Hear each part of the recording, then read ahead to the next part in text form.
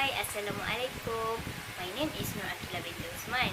So I'm going to explain about runoff process, in part, factor that affecting runoff computation. But before that, we need to know the definition of runoff. Runoff is precipitation that reaches the surface of the earth but does not infiltrate the soil, or being absorbed into groundwater or evaporating. Runoff can also come from melted snow or ice, or irrigation water that appears in uncontrolled surface streams, rivers, drains, or sewers. Runoff also can be defined as the precipitation that makes its way towards river or ocean as surface or subsurface flows. There are three types of runoff: surface runoff, subsurface runoff, and also base flow. Surface runoff and subsurface runoff is a direct runoff where water reaches the stream shortly after its fall as rains. Base flow is when water percolates deep downward to meet the groundwater if the subsoil is permeable. From here, you can see the flow of precipitation, relationship between impervious cover and surface runoff. Impervious cover in a watershed result in increased surface runoff. As little as 10% impervious cover in a watershed can result in stream degradation. This can also lead to flash flood. First factor is the most important factor for runoff, which is precipitation characteristic. Runoff depends on the type of the storm and its duration, which causes precipitation. Runoff depends on the intensity of rainfall. More rainfall, there will be more runoff. If the rainfall intensity is very less and it rains as light showers, then much of the water will be lost in filtration and evaporation, resulting less runoff. If precipitation is in case of snow, then less runoff. Second factor is shape and size of the catchment. Runoff depends upon size, shape, and location of the catchment. Generally, more rainfall on smaller area resulting in greater runoff. Less runoff in larger catchments because due to uniform rainfall over the entire area.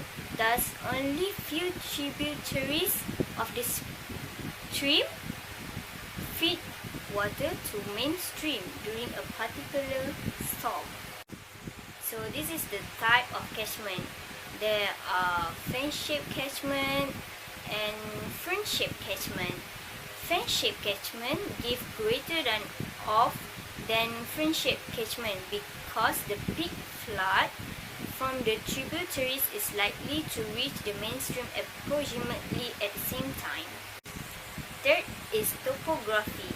Runoff depends on surface smoothness and slope. If slope is steep, flow will be quick and less evaporation and absorption, resulting greater runoff.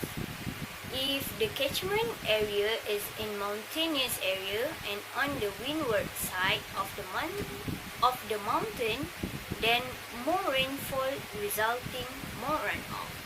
Fourth factor affecting the runoff computation is geological characteristic. It includes the type of surface soil, subsoil, type of rock, and their permeability characteristic. If soil and subsoil are porous, seepage will be more, resulting reduction of the peak flood.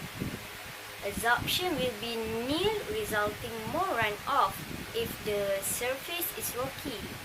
If rock have fissures, are porous in nature, have lava funnel, water will be lost, resulting less runoff. Next is meteorological characteristic. Runoff may also be affected by temperature, wind, and humidity. Runoff will be greater if the temperature is low and ground is saturated. If temperature is high and greater, wind velocity will give rise to greater evaporation loss and resulting in less runoff. For example, if the temperature is low and the ground is saturated and frozen, it gives rise to greater runoff. The sixth factor is character of the catchment surface. Runoff depends upon the surface condition like drained, undrained, natural or cultivated. If the surface has no natural drainage, then absorption loss will be more. If more area of the catchment is cultivated, resulting less runoff. In this factor, vegetal cover reduce the runoff in smaller storm but not in the bigger storm. Lastly is storage characteristic. The artificial storage such as dams, weirs and natural storage such as lakes, ponds tend to reduce the peak flow. They also give rise to greater evaporation losses. If the tributaries of a river discharge into a lake and the river takes off from the lake, the peak floods in the river will be reduced. That's all for me. Thank you. Bye.